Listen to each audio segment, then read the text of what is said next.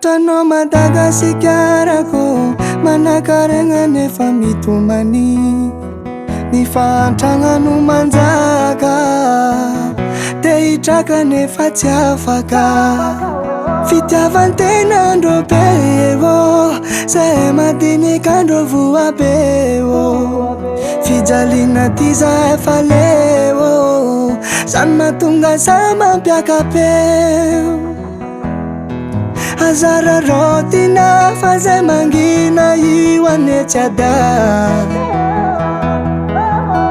atsipiko fogna ny teny ampony zay malalo ka inona no tokony atao fa efa ampy ane iza ka inona no tokony atao fa mijaly loatra iza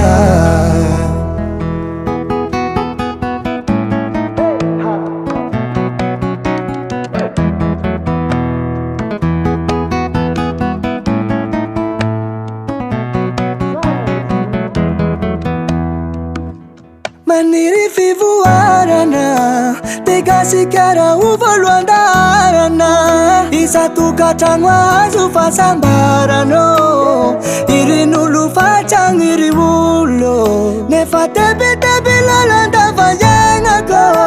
ny fahantragna mahatonga an'izao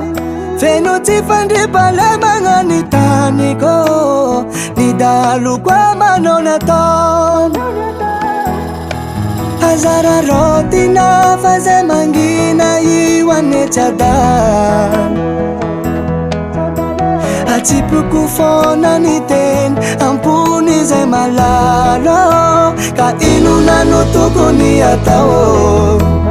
fa efa ampy ane izay ka inona no tokony atao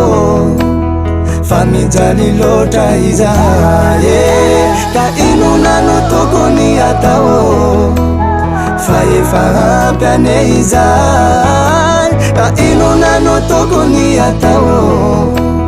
fa mijaly loatra iza Davalt Record.